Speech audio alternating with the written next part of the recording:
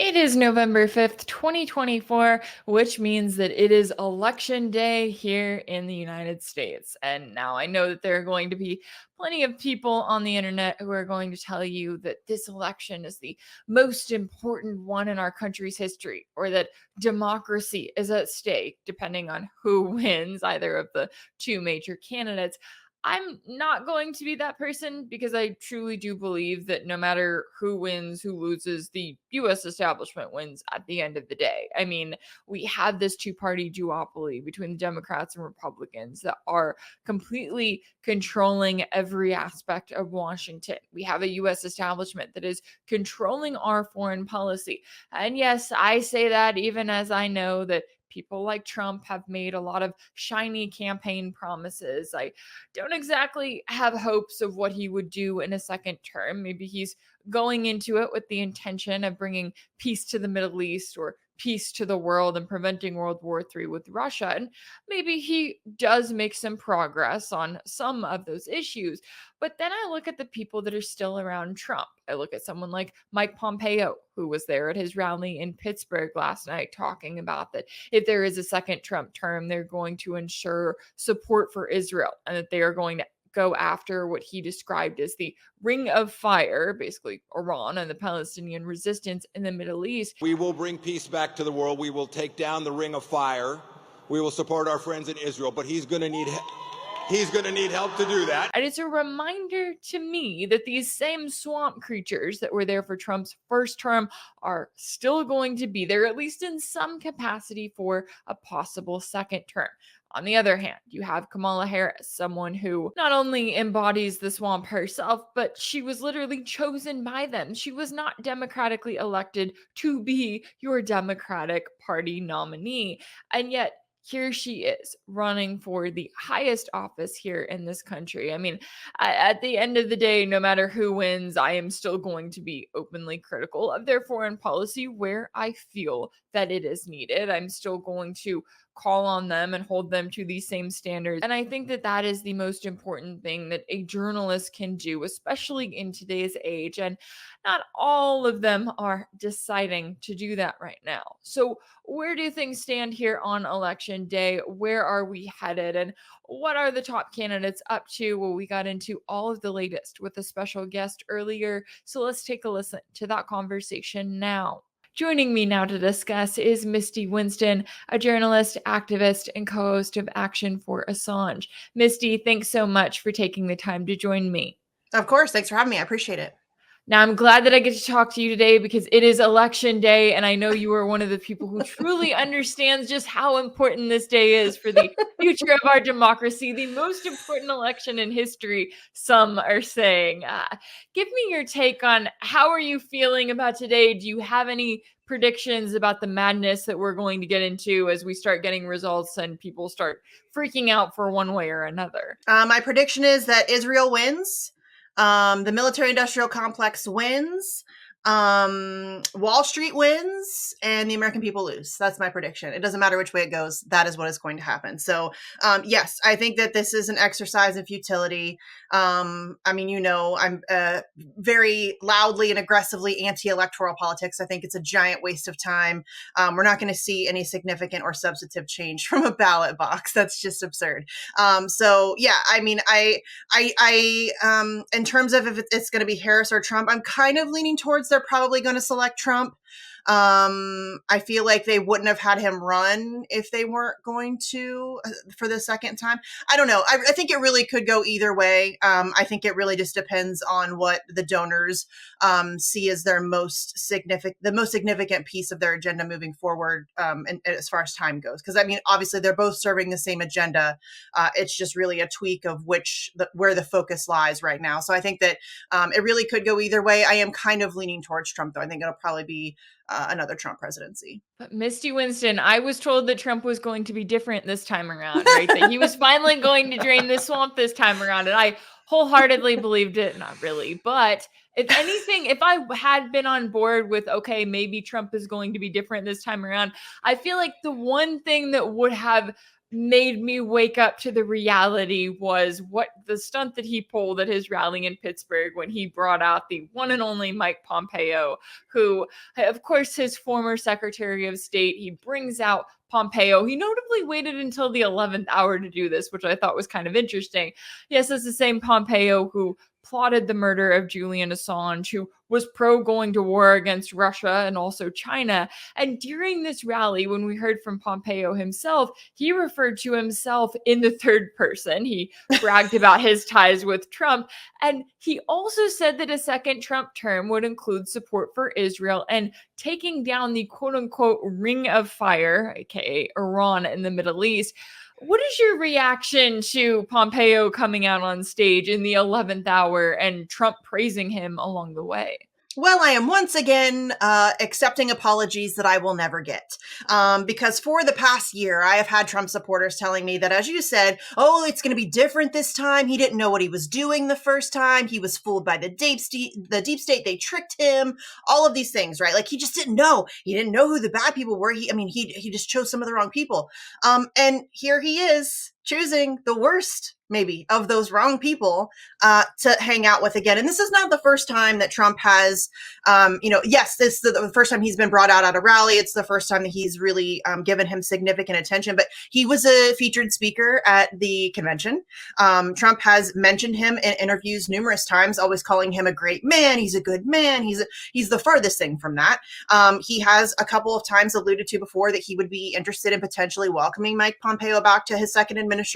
So this is not the first time. And that's what's been so frustrating about this for me as somebody who has been trying to, raise a red flag here. And Trump supporters are no different than Blue MAGA. They are very virulent in their support for Trump, and it doesn't matter what he does, they will find a way to flip themselves into knots to figure out a way to defend it. And that's what we've been seeing, or at least I have been seeing over the course of the past year when I've been trying to raise the red flag about this. Mike Pompeo is the definition of swamp. He is the definition of deep state. He is the definition of, all of the worst things about Washington, D.C. And so the idea that Trump is, bringing him out and onto stages at rallies for rounds of applause, and he is praising him, and he is very clearly, if he wins, or is selected, he will absolutely be welcoming Mike Pompeo back into his administration in some form, fashion, or another. So it's absurd on every level that anybody ever thought that Donald Trump, first of all, was fooled the first time. He's not all that bright, but I mean, he's not a novice. No, he had never been a politician before, but he's been part of this game for a very, very long time. He knows how the sausage is made. So he's not a fool in that regard. He knew exactly what he was walking into and the people that he was surrounding himself with, and they were chosen for a reason.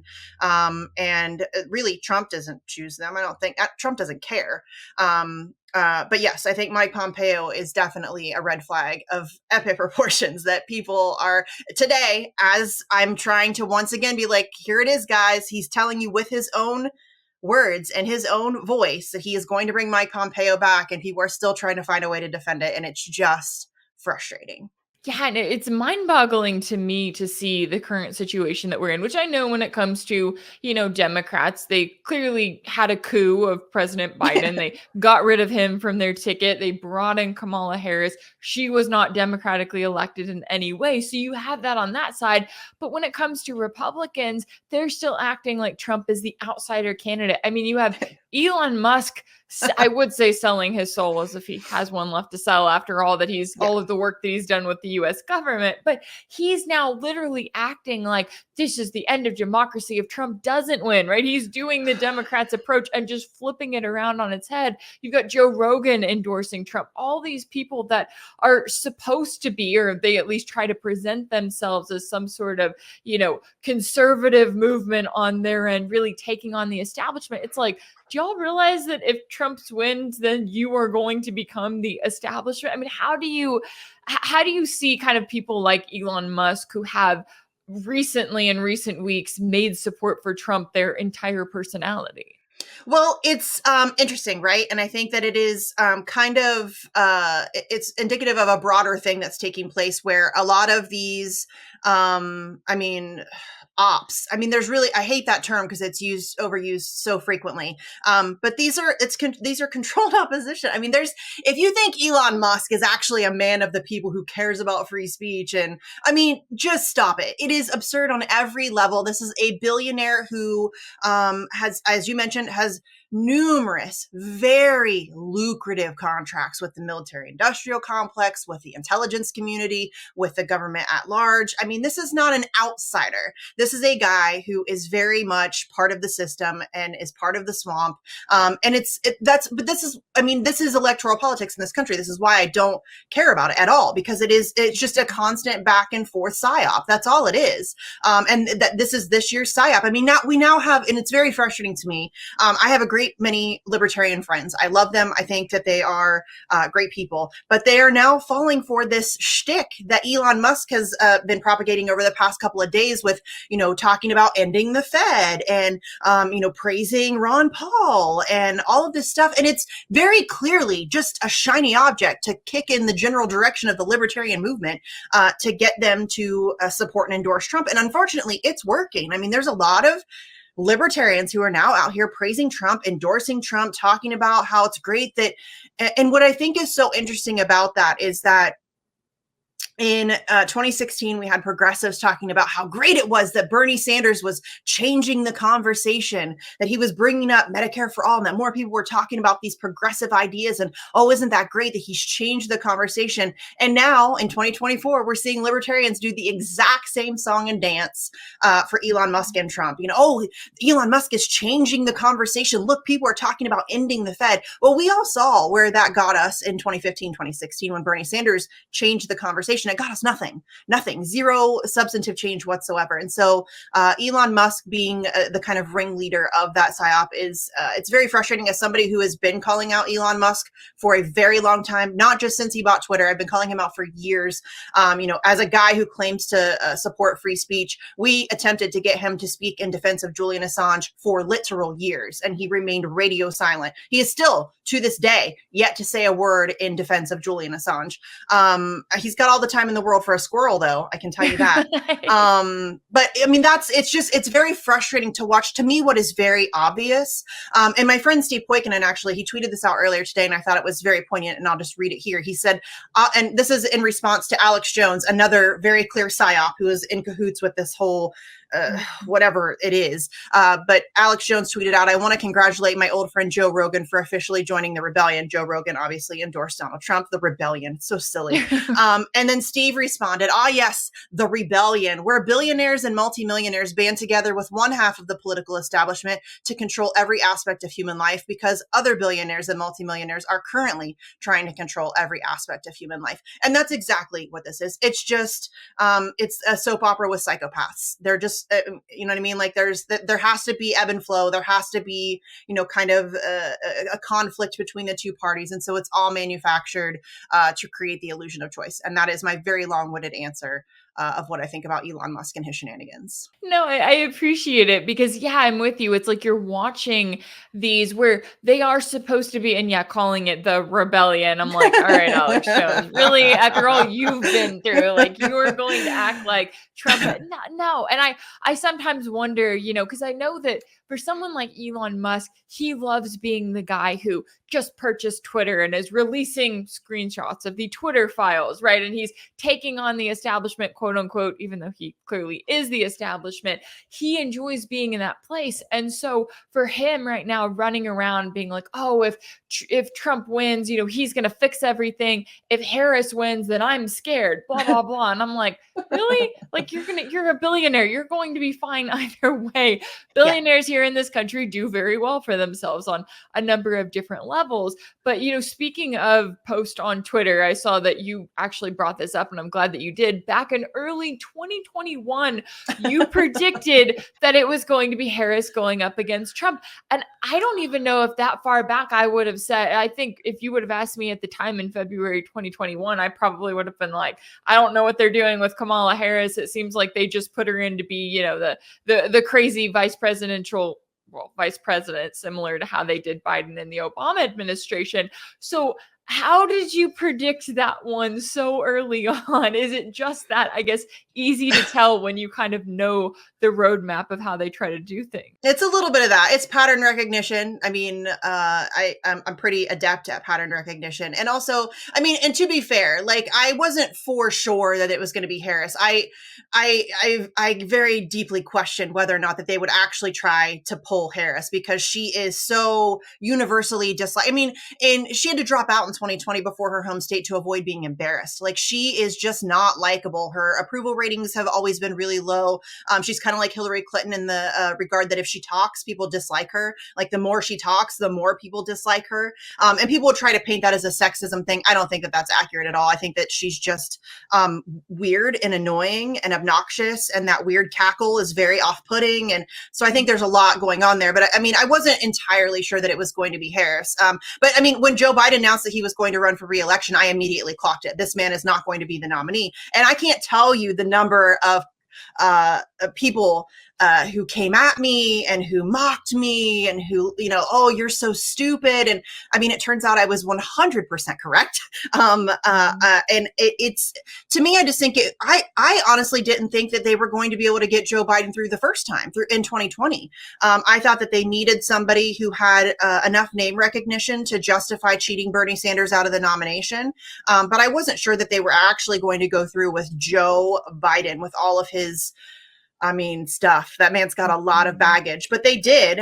So, I mean, I actually thought that they would maybe try to pull something in 2020. I think I have a tweet from way back when where I figured that there was going to be some health emergency and he was going to have to step down at the last hour, and we were going to hear a win one for the Gipper speech from Nancy Pelosi, and AOC would cry in the front row, and then we would get a new nominee. That's not how it played out. That's how it played out this time. Yeah, I mean, I really just, it's just pattern recognition. And I think that it's just become, it's just it's like a mockery of itself. It's just so, I mean, American electoral politics are so silly, that it's just almost, it is predictable. But it's just a joke at this point. Yeah, and I feel that way too, especially when we look at some of the things that these candidates are saying, because if there's anything we know about both Trump and Harris, it's that they are both extremely pro-Israel, right? They are not going to change US policy on Israel whatsoever. And yet you have them both going to Michigan, where there's a very large Arab American and Muslim population. You've got Trump promising peace in the Middle East if he's elected. You got Harris promising to end the suffering in Gaza and to ensure that Israel is secure. Now, I read that as more so they're talking about peace and security for Israel, right? They clearly don't care about the Palestinians whatsoever. But No. how do you view kind of this last ditch attempt to try to garner this vote when the reality is that neither one of these two major parties have shown that they care whatsoever about Arab Americans here in this country? It's disgusting. It's insulting. It's so vile and incomprehensible to me that they are, I mean, they Bill Clinton's out there like stumping for Kamala Harris on the issue of Palestine. It's so vile to me that I can't even wrap my head around how disgusting a human being you have to be currently committing a genocide and then just stroll into the neighborhood of the people whose families are being impacted, whose homeland is being impacted, and shoot platitudes at them. It's just so gross. I mean, it's insulting to their intelligence, as if they aren't able to visibly see what's happening day to day. We've been bombarded for over a year with visual images of an actual genocide. If I have to see one more baby blown to bits, I'm going to lose my mind. It's overwhelming for me as, just some chick in Ohio. I can't imagine what it is like, first of all, for the people in Palestine, but then also for the Arab American communities here who are witnessing this. It's taking place at the hands of their own government, the people that are supposed to be serving them and serving their communities. And then to have them stroll into town and throw platitudes in their general direction and expect that that's going to make some kind of a difference is just so gross. But I think that Jill Stein is doing amazing in those locations for that reason alone. And I'm not a proponent of I'm just not a voter, period. But if you're gonna vote, that's certainly would be the way that I would go, just based on that alone. If you want to go and do like a protest vote or whatever it is, because that's, I mean, it's all it is. Voting is ridiculously compromised in this country. So I don't really think that your vote matters or counts either way. But I mean, it's kind of a virtue signal. But if you want to go vote for Jill Stein, I feel like that's a great option, or it would be the only option, I think. I can't, the idea, watching those videos of like Kamala Harris and Donald Trump, you know, all of these empty messages and these empty promises, when we all know that they are just going to carry on exactly as they have been up until this point. They're going to allow Israel to do whatever Israel wants to do with very little, if any, accountability at all. There may be an occasional slap on the wrist or strongly worded letter or something like that but I mean, Israel has been allowed to run amok for over a year, causing absolute chaos and devastation, slaughtering. I mean, we don't even really know how many people. I think that the death toll is wildly inaccurate. Most of the dead and impacted are women and children.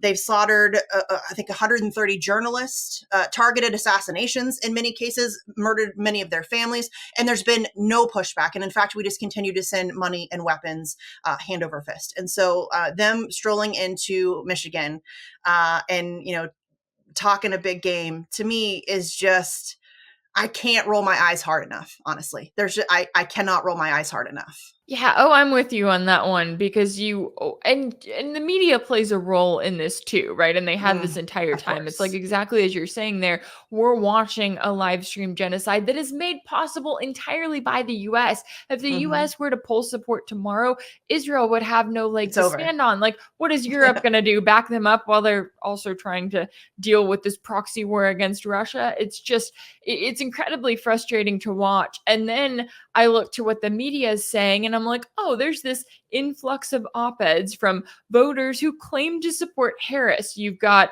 The Hill with the title, "I am Arab American, voting for Kamala Harris." You've got the Michigan Daily saying, "I'm Arab American and I'm voting for Harris as well." And then the New York Times has its version of, "I voted for Harris, but Gaza's horrors weigh on my conscience." And it's all of these people, all these different writers saying, you know, well, Trump is so much worse. And maybe if I vote for Harris, then something will change. But as you were noting there, we have Jill Stein here for the Green Party, literally calling this a genocide. We also do have Chase Oliver of the Libertarian Party also calling it a genocide. So although I'm with you when it comes to voting, I'm more cynical than anything. I don't think that anything is necessarily going to change, but we do have third party options out there if you want to, you know, cast a protest vote to make it clear what issue is very specific and very important to you and should be important to this entire country. So how do you view the current situation that we're in, with clearly where the media is trying to put this, but at the same time, you have Americans that are going out and voting for Jill Stein, and it seems like they're voting in significant numbers, at least for third-party voters here in the U.S.? Well, listen, Western media is going to propagandize, right? That's what they do. It is what they do.